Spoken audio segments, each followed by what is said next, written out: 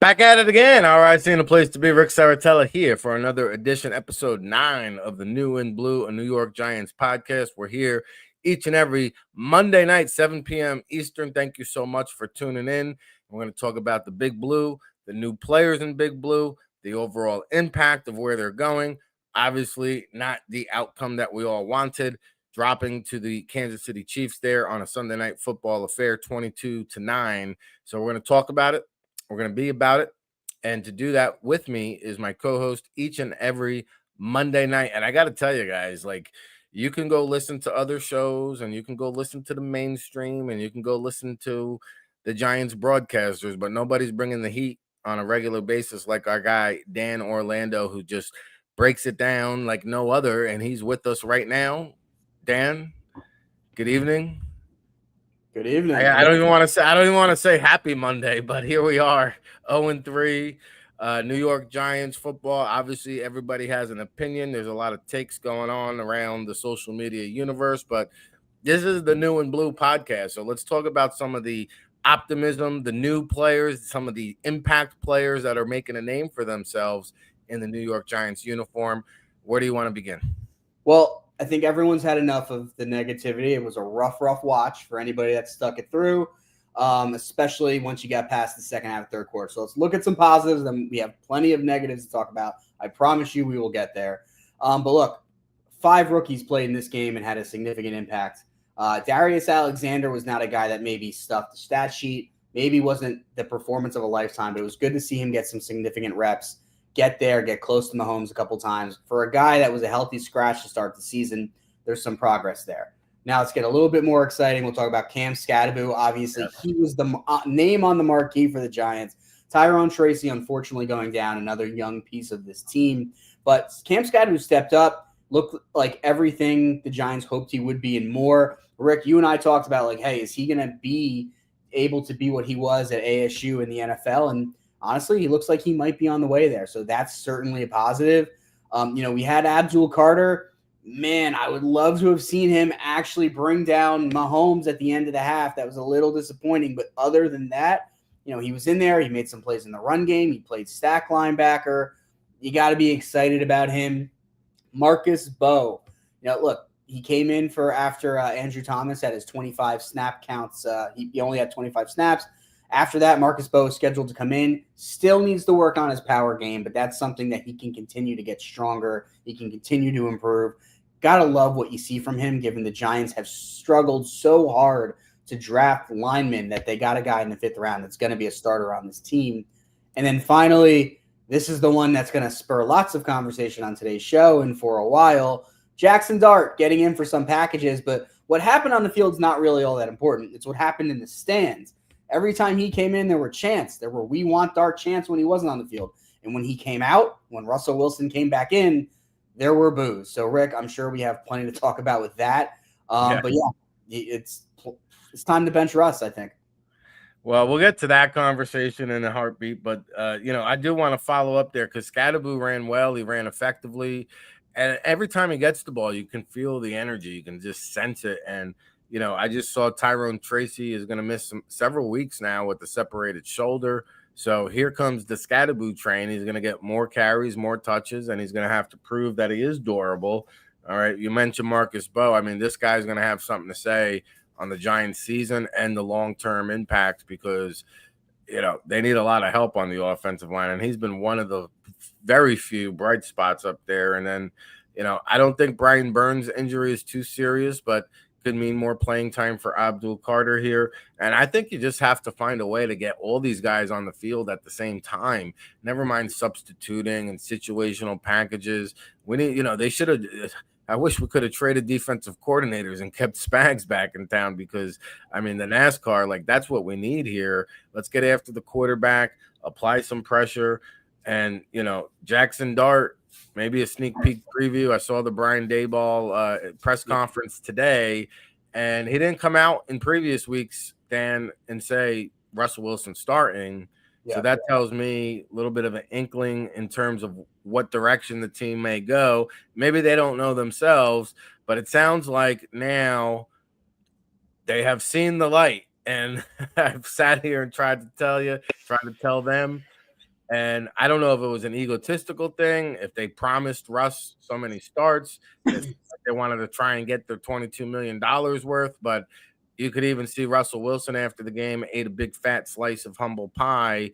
Uh, what do you think they do here against the Chargers? So I do think that they are going to go with Dart. And I think that's mainly going to be because Russell Wilson is not playing well at quarterback. It's not that he's playing okay and just they're not winning games, so they might as well get Dart some reps. Ultimately, what Russ is failing to do is do anything that's in the middle of the field. He's going to take the deep shots, and we saw last night he was taking deep shots to a fault. They were ill-advised. They made no sense. He threw a ball out of the back of the end zone on 4th and 10 or fourth down. Threw a ball out of the back of the end zone. You can't do that. This is a guy that's completely ignoring the middle of the field. He does throw short passes. They're screens or they're to the flat. So this is a problem. I mean, this is something that's holding the Giants offense back. Yes, they had a great game against the Dallas Cowboys, who may very well have the worst defense in the league, especially when it comes to defending deep passes, which is perfect for Russ. They're not gaining anything by letting him play, but it's more than that. He's not playing well. So if you feel confident that Dart can go in there and whatever's going to happen in that game is not going to set him backwards, then it's time to go with Dart. Yeah, I mean, to your point, like you're throwing the ball in the third row, you're hitting the crossbar, like give your team a shot. Anybody can do that. I mean, Jackson Dart can certainly do that. Yeah. Yeah. I mean, at this point, I think if they did decide to hold back on Dart, it'd be mainly about like, hey, he's not ready yet. And we don't want to wreck his confidence. But if they do feel he's ready, I agree with you. He's not going to do anything for you that Russ isn't going to do anything that Dart couldn't do at this point. It doesn't seem that way. I watched Jackson Dart in these interviews. He doesn't come across as somebody who's going to curl up in a ball and go in the shell and lack confidence. So the Giants moved up. They traded up in the first round to go and get this guy. And he did pretty damn well in the preseason. So at some point, you've got to kick the training wheels off. I don't care how bad the offensive line is. This is the National Football League. We're all pros here. So, to me, it's like the hesitation. I don't know if it's like is it a maturity issue? Is it the offensive line issue? Is it something off the field? He doesn't know the playbook. I saw, I talked about it on this morning's All Access Football show. Like Eli gives him the number, like, yo, kid, if you need anything, let me know. And it's like, hey, 2-time Super Bowl winner. Like, I don't want to pick his brain, but yo, can you get me reservations at the steakhouse? Like, maybe there's some immaturity issues there with Jackson Dart. I don't know. You're on mute. Sorry about that. My dog's barking. Yeah, sorry, my dog's barking at something. So yeah, ultimately he doesn't know we're recording. I tried to tell him. No, so I think that's a funny story from Eli, and I like it. If I'm Jackson Dart, I think I would have known better to have it's the way he told the story sounded like it wasn't prefaced by him sending him multiple text messages asking football related questions. But yeah, look, he's an early 20s kid. And it's hard to remember that sometimes, but you have to, right? So if Jackson Dart, in terms of who he's going to be on the football field, just because he asked Eli Manning an immature question, I'm sure that's fine. I love the swagger. He has the swagger. He has that aura about him. And that's something the Giants have not had at the quarterback position in years. Used to think that's why Daniel Jones was terrible. Apparently it was just a solid blue jersey. But the point is, Jackson Dart has an attitude. He has confidence. I mean, this is a guy that in the preseason, in his first game, his first touchdown pass, there was a defender literally in his face mask, just bearing down on him. And this is a guy that threw a perfect strike down the field and hit little Jordan Humphrey for a touchdown. So I agree with you. I think he has the confidence. I think he's going to do fine. Yeah, and I say throw him in there, let him get baptized against the Chargers, and that way maybe you can win against the Saints, because it's not going to get easier, Dan. We talked about it off the air. Like, they got Eagles, Broncos, Eagles. The schedule is brutal, so like, why not? Let's find out now, because at a certain point, like, if you keep Russell Wilson, and you're not just stunting the growth of Jackson Dart, you're stunting the development of the whole team. And that's what all the optimism was about coming into the year. And all these rookies that are just energized and bring the juice, and like Scadaboo and Bo, and even the kid Bo Collins in training camp, and then the youngsters like Malik Neighbors, and all these young guys. Thibodeau has swag, and like now you throw a swagalicious quarterback in the mix, and it gets everybody excited, and at least gives us a shot. Because I'm telling you, man, I don't know. I don't know if Russell Wilson can even read a defense. I'm not even joking. Like, and He I can. mean, I'm serious. Like, I don't know if he can. And earlier in his career, like he could run. He was younger. He had more spry legs. Now he's slow. He Mhm. can't run. He can't throw on the run. Like he can't do all the things that got him out of trouble when that first read wasn't there. He could Mhm. improvise. He could extend plays. He could make it happen. But I'm not sure he can do that anymore. Well, you hit the nail on the head because he's been leaving quality receivers open. I mean, Darius Slayton's a quality receiver. Wandale Robinson, obviously, and he's had success with him, is a quality receiver.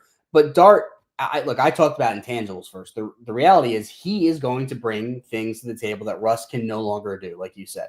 He's the guy that can be mobile, that can run with the football. Russ tried in the red zone and that last shot late last night, and he falls down. I mean, just completely ruined the drive. So this is something where Dart can do. I mean, they bring him in whenever they want the quarterback to have a threat of running because Russ can't do it. So Dart is going to bring you certain things that Russ can absolutely not do. And I am confident, even though this is not what he had to do at Ole Miss, I do believe that they've gotten him to a point where he's going to at least be able to get to that second read in the defense, which right now Russ is really not doing. His second read is the check down to the running back. It's not, all right, Neighbors is covered. What's Slayton doing? And that's been a problem for the Giants. No doubt about it. He's Dan Orlando. I'm Rick Serritella. This is New and Blue, a New York Giants podcast, episode 9, September 22nd, 2025. The Giants falling to the Kansas City Chiefs 22-9 on Sunday Night Football. And Graham Gano has been a problem, Dan, not just this year, but for several years. Yeah. And again, no contingency plan. I know, oh, well, it happened during warmups, but you know what? They should have been better prepared for this situation. Cannot agree more. And this is really what is so extremely frustrating if you are a Giants fan and are forced to watch this regime in its fourth year, the third year of it being terrible. Graham Gano started off 2023 with an injury, got injured on an infamous punt block that ruined the season. Not punt block, field goal block, excuse me. And then they had to deal with it. He was getting up there. He was in his late 30s, whatever. You get through 2023. You give him another shot in 2024. Makes sense. Again, gets hurt. Costs them the Commanders game. They don't have a kicker. That game, they got a heads up. They had time to activate their practice squad kicker to at least have a backup option. Brian Dable just wanted to make sure he had a third special teams linebacker instead of a kicker for the game. So they don't do that. They lose that game week 2. You're doing it again. This was a year where the Giants had to put more money on Andrew Thomas's contract in the future so they could get through the season. Andrew Thomas is a guy that is also never healthy. And you're risking it. You don't bring in competition for Lawrence Tynes. You had 2 7th-round picks, a very good kicker from Florida State went undrafted. You don't get him. You don't get anybody that's a legitimate competition for Graham Gano. He's a late 30s kicker with an injury history. He's not Andrew Thomas where you can see them justifying, hey, you know what? He's great when he's healthy, so we're going to do some gymnastics to accommodate him. He's a kicker. So you could have saved $3 million. You could have gotten some real competition, perhaps a better kicker in here, and they refused. And then it bit him in the ass by week 3. So if you're watching the Giants, it's not so much like, the Graham Gano thing is frustrating. It is. But it's more about the point. Like, they just refuse to learn from mistakes. And they cost themselves. They put themselves at a disadvantage every game. They find a way to hurt themselves. This is the front office, the GM and the coach, and here we are. Here we are. And it seems like everybody sees it except the front office. And we can talk more about that after the commercial break. Yeah. Obviously, everybody's on a hot seat at this stage of the game. We'll talk about what that could potentially look like. Also, Andrew Thomas on a snap count. We'll talk about what the offensive line is going to look like because they got to do something to plug that hole there. And then defense, a lot of issues, a lot of penalties. We're going to talk about it. We're going to be about it. That's Dan Orlando. I'm Rick Serritella. This is New and Blue. We're going to take a quick commercial break. Remember, the All Access Football Daily Show airs live 7 days a week, 10 a.m. Eastern. So check it out, and we'll be back right after this. I see in a place to be. Rick Serritella checking in from the legendary Jersey Shore for the world-famous All Access Football, and you're tuned in to the All Access Football Daily Show, our newest venture here at the world-famous All Access Football. read by all 32 NFL teams, and 50,000 subscribers from around the world. And I've been blessed and fortunate enough to work in this great game of football for the past 2 decades. It's our 24th season of providing you independent analysis when it comes to the NFL draft and everything pigskin, whether it's the NFL, college football, NFL draft, CFL, UFL. We'll be with you each step of the way, especially for draft season when we really get into high mode. Of course, it's all brought to you by the 2026 NFL Draft Bible, published in April, featuring over 500 in-depth scouting reports with our boots-on-the-ground analysis. We'll be on location at the All-Star Games, the NFL Scouting Combine, the Pro Day Circuit, counting you down to that 2026 NFL Draft in Pittsburgh. And be sure you check us out over at allaccessfootball.com. We've got a great promo discount for you listeners at home. If you enter our promo code RICVIP, you'll get a 30% discount off of all of our premium content. You'll unlock the magic. Get our NFL Draft Insider Reports, Scouting Notebook, of course, the World Football All Access Football Report published on Wednesday. It's your new home for real football talk. So follow along, give us a shout. We hope you're enjoying the show. If you're watching on YouTube, Facebook, or X, please give it a like, a share, a subscribe, and we'll be with you each and every day here, 7 days a week, live, 10 a.m. Eastern, no days off, rain, sleet, hail, snow. The show must go on. For Rick Serritella and the All Access Football Daily Show, keep it locked, everybody.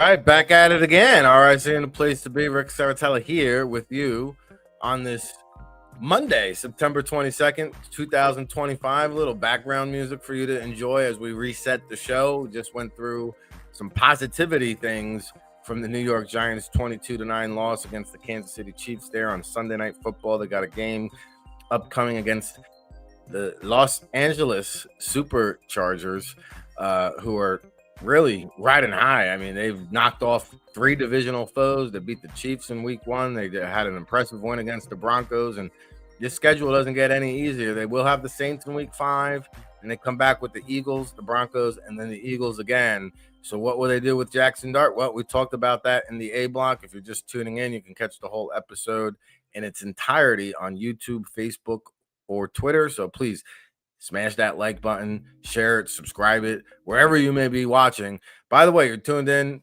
to New and Blue. We're here each and every Monday night, part of the All Access Football Network. Check us out over at allaccessfootball.com. It's your home for real football talk. Tomorrow we'll have the QB Huddle Show. Wednesday we'll have Scouting the League with Neil Stratton and Roderick David. And, of course, the All Access Football Daily Show airs live 7 days a week, 10 a.m. Eastern. And we went around the league this morning. For those of you who enjoy NFL coverage, we also did some college football, some NFL draft talk, and looks like it's going to be draft season very soon for the New York Football Giants. But we welcome in the star of the show. He is Dan Orlando. He joins me right now on the New and Blue podcast. Dan, we talked about Andrew Thomas being on that pitch count, 25 snaps. The offensive line needs a lot of work. What's your take on Thomas? What's the long-term outlook, and what are they going to do here against the Chargers, you think? So I've actually been seeing some heat that the Giants would let Thomas play on a pitch count. Obviously, there's a drop-off when he's not in. Given the fact that he didn't really get any preseason action and there's very limited padded action during the season, especially when they got a Thursday night game coming up in a couple of weeks, so it's limited. I get it. You wanted him to get this live rep action before you had him do a full game. Hopefully that allows his body to adjust. I mean, I get it. You want to get the most out of him this year that you can. So honestly, I didn't have a massive problem with it. If he comes out of the game fine, which all indications are that he did, great. He looked good. I mean, I think that's, if you weren't looking for something to be happy about, he didn't come out and look like a guy that's, career is derailed because even though he didn't heal, quite right. So he played well. Hopefully he can go the full game, against the Chargers. And I think just if you're the Giants, you just hope that the injury problems are behind you. But, we'll see. And do they mix and match and get the best 5 there, or like how do the tackles pan out? How would you play them? How do they line up, you think? Yeah, so what's interesting is Illuminor and Thomas together did not give up a pressure. Now, did not give up a pressure. They didn't at all. So what's interesting with that is that obviously Thomas only played 25 snaps, but Illuminor is playing very well too. And Bo, a lot of people thought maybe the Giants in the preseason would give some looks at guard. So that way you would have the option of moving him into the interior if you felt that he was just one of the best 5. But I doubt that that's going to happen now in the middle of the regular season. So I think with Bo, like you're going to see him continue to develop. He's the first tackle off the bench. It's a major upgrade over the first tackles off the bench that they've had in recent years. Certainly over Hudson, over Azudu. So, if I'm the Giants, I'm sticking with if Thomas can go, he is still the starting left tackle. If he can't go the full way, you put Bo in there. If something should happen to Thomas, though, like where he's legitimately injured, what I'd like to see them do is maybe move Illuminor over there and put Bo on the right side. But either way, I feel much better about the Giants tackle position for the near future than I have in a long time. Yeah, it's trending in the right direction. They just have to execute, I guess, get more reps there for Thomas. And I don't know if he's done it quite at the pro level at all, but he's an established tackle. But I do remember Illuminor coming out of college was a guy who played all 5 offensive line positions. So he has that versatility skill set. You got some mix and match possibilities there with Bo. And they want to try to just get their best 5 offensive linemen. Maybe it's something they need to start exploring. That's one thing I give a lot of props and kudos to Nick Sirianni when I visit Eagles camp. They've always got, I mean, not just the offensive linemen, all the players, but because we're talking offensive linemen, they cross-train them. They cross-train the guards to play tackle, the tackle to play guards, the guards to play center, and center play guards. And that way, when guys go down, they've got some reps in practice to do that kind of thing. So we'll see how the Giants move forward with their offensive line. We've talked a lot about offense, Dan. Let's switch over to the defense.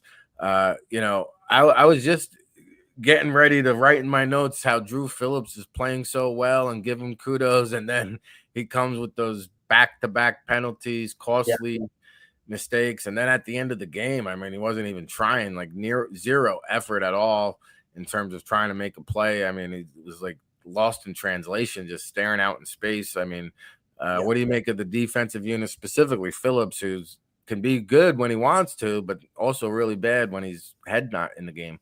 Yeah, we'll start with Phillips. He just feels like he's going to be a boom or bust player. He may grow out of that. This is only the 3rd game of his 2nd year, and he's, I feel like he's exceeded expectations so far. So there's more positive than bad. He's a very physical player. He's a handsy player. And pretty much every time I see him make a play, I'm thinking, the wrong ref at the wrong time is throwing a flag on this play. And that's just something that I think we're going to have to deal with. He's still an upgrade over what the Giants have had at nickel in recent years.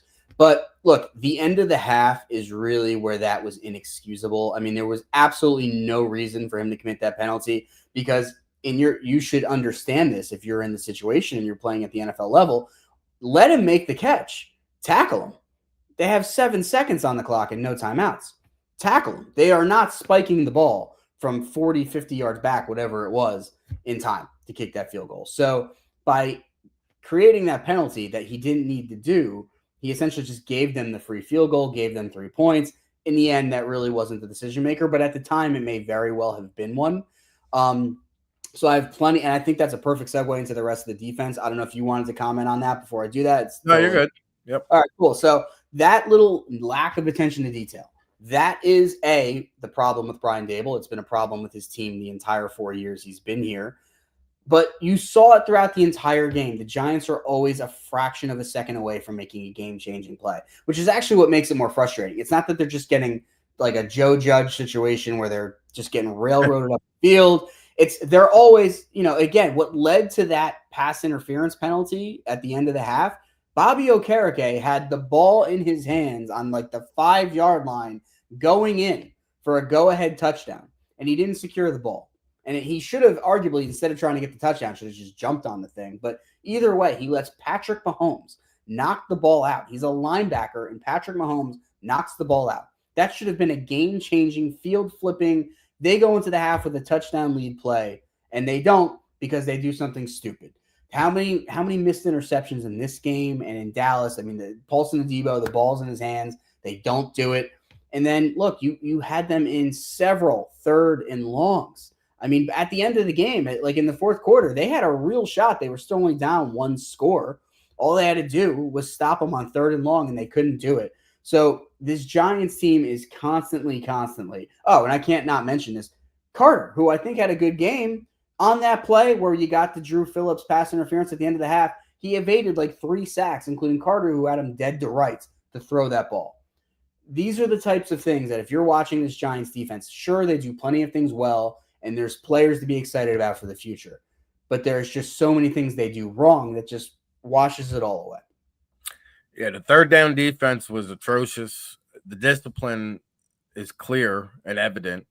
Yeah. And even the game planning and scheming, like, we didn't even talk about this one. Like, how does Malik Neighbors not even get targeted until the 4th quarter? Like, this guy is your biggest playmaker. Like, find a way, throw him a screen pass if you have. I mean, run a reverse, get the ball in his hands. Like, make something happen. Like, it's just the poor game planning, poor execution, bone-headed plays.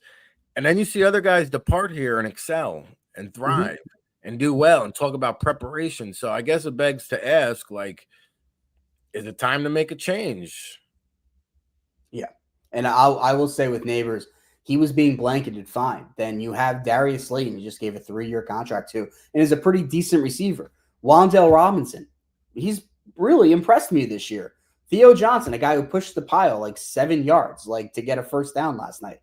Throw to them more than like twice a game. Like, throw to them. Look for those other routes. If Malik Neighbors, I get it. You don't want to force it into Malik Neighbors, fine. Well, then the other guys are open if he's being blanketed. So totally agree. Is it time to move on from Brian Daboll and Joe Schoen?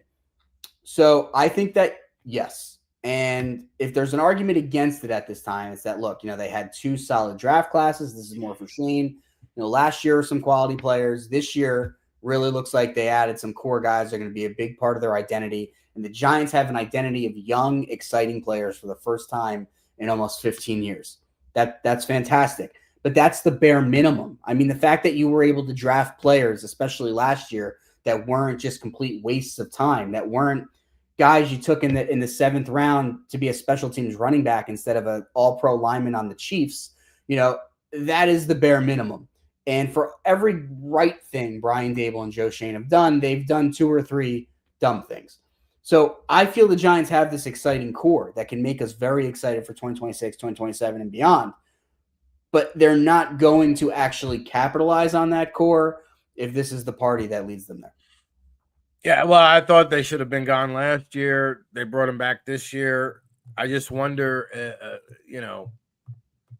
would you make the change in season, or would you wait till the end of the year, or would you give it a couple times? Because, I mean, I guess Kafka would be the guy that would probably get the interim tag. Who knows? I mean, but I don't think you can the GM midseason, right? Maybe that he can Daboll in hopes of saving his job. That's Joe Schoen.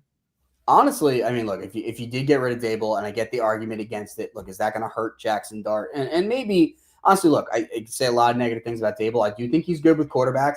Obviously, he's very good as a football. Is he though, Dan? Because, I mean, Danny Dimes just became Indiana Jones elsewhere. Like, yeah. I mean, I thought he had a lot out of Tommy DeVito. He obviously helped with Josh Allen.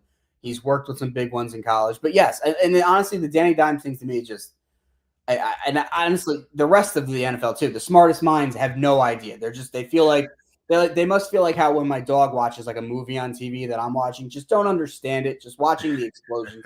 But I mean, no one gets it. No one thought he was going to work out there. So like, it is what it is. But I think, look, if you moved on from him, even if Dable wasn't supposedly a quarterback whisperer, that's probably not ideal for a first round quarterback. But the reality is, if you're keeping Kafka, I mean, that's the offense, right? He's going to be able to keep him in the same offense, keep him in the same system.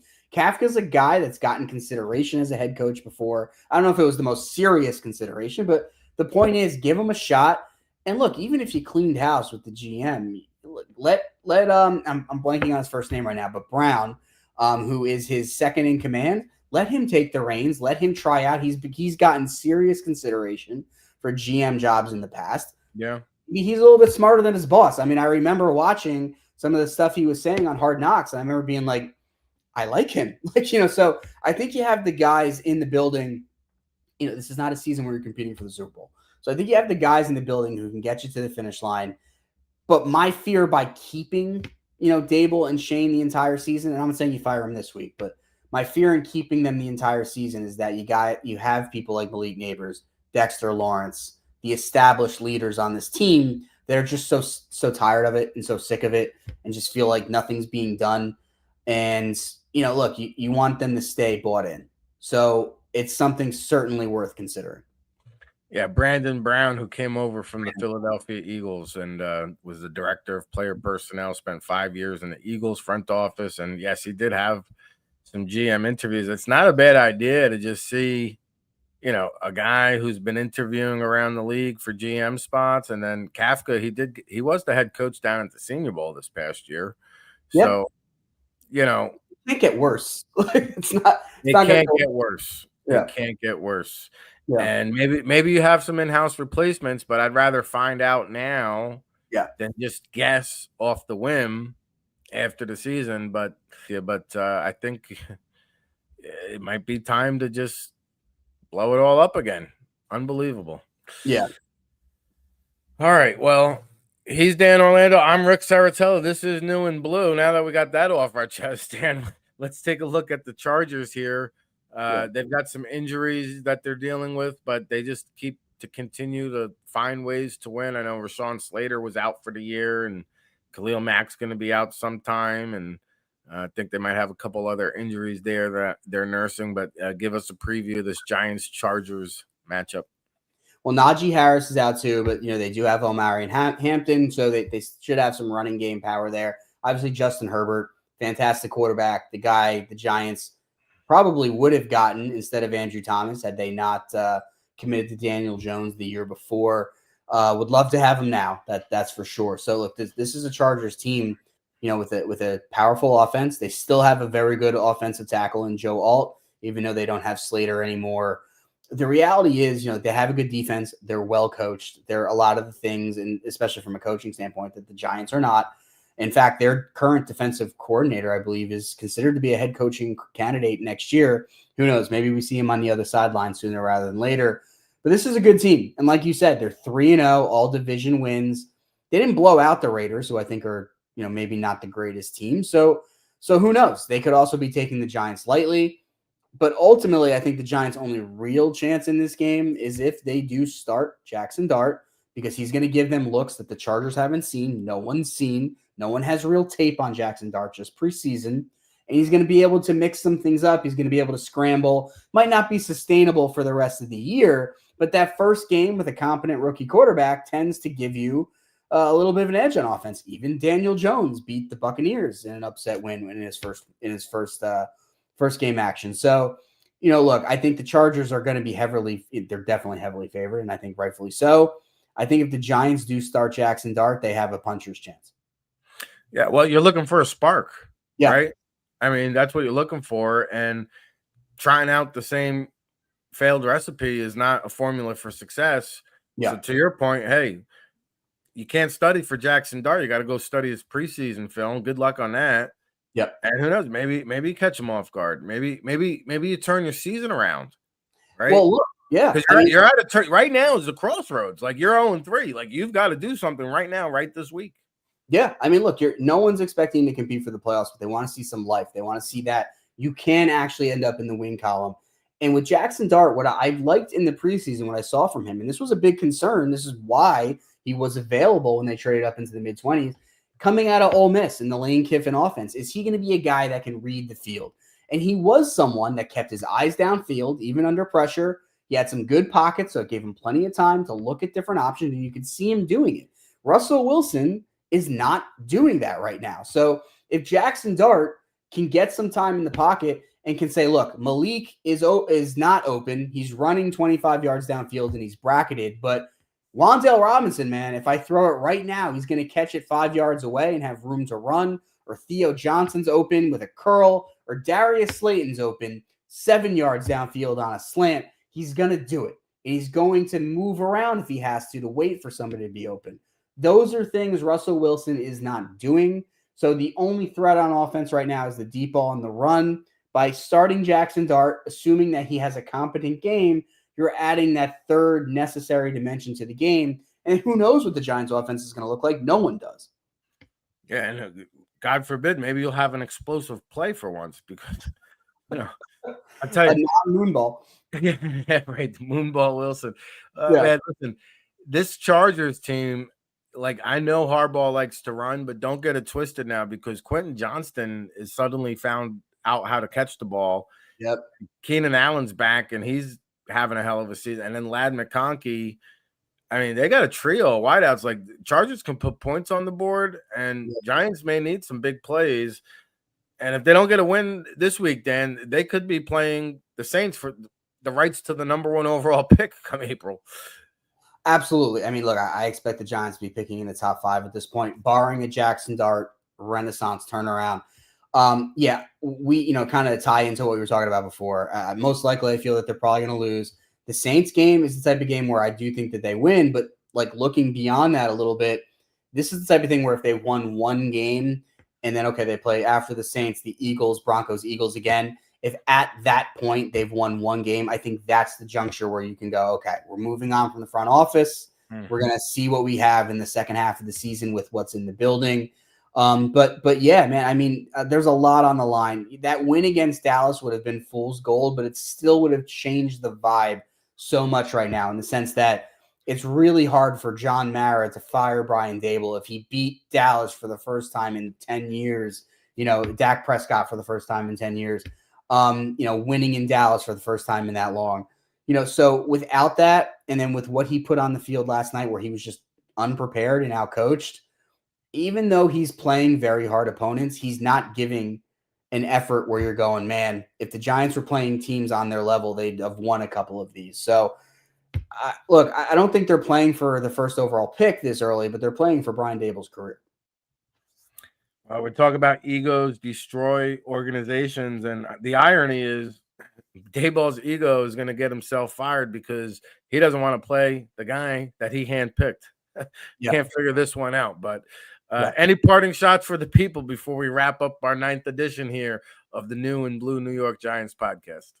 Look, if you stuck through the end of the game last night, more power to you. I know it's hard. I obviously did because I'm a special type of person. It was very hard to do that. If you're a Giants fan, you've been putting up with the same crap for long, for 13 years now, but the same regime doing the same dumb things for 3 years.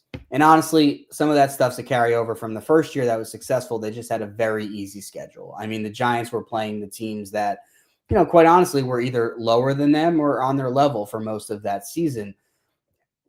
My parting shot is that it's more clear now than ever before. The Giants front office and coaching staff never puts them at an advantage. You never go into a game and say, because of XYZ, the Giants have an edge in this game. The only time I've ever felt that during this regime was when Wink Martindale was here, and you felt like, yeah, this Giants pass rush, like Steve Spagnuolo's, is just impossible to overcome. So it's time to move on. It's time to stop asking the fans to constantly have patience for things that are just the definition of insanity.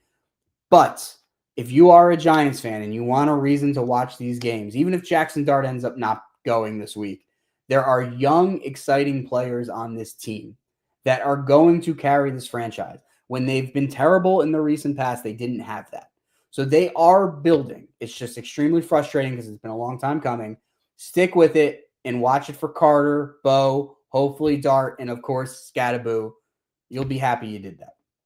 Yeah, and I think the overall consensus amongst Giants fans weren't playoff expectations. They just wanted improvement. Yeah. And we haven't seen it, right? So no, if we had beaten Dallas last week, I think everyone right now is just like along for the ride. But bad teams find a way to lose. You didn't want if you were outclassed, that's one thing, but we're a bad team, and that needs to end. And maybe we need to drain the Hudson River, something in the water between the Giants and the Jets. I don't know what's happening in Jersey, but that's another edition of the New and Blue podcast. We're here each and every Monday night, 7 p.m. Eastern time. For Dan Orlando and Rick Serritella. We'll do it again next Monday, everybody. Hey, smash that like button on your way out, and we'll see you next week. Thank you so much.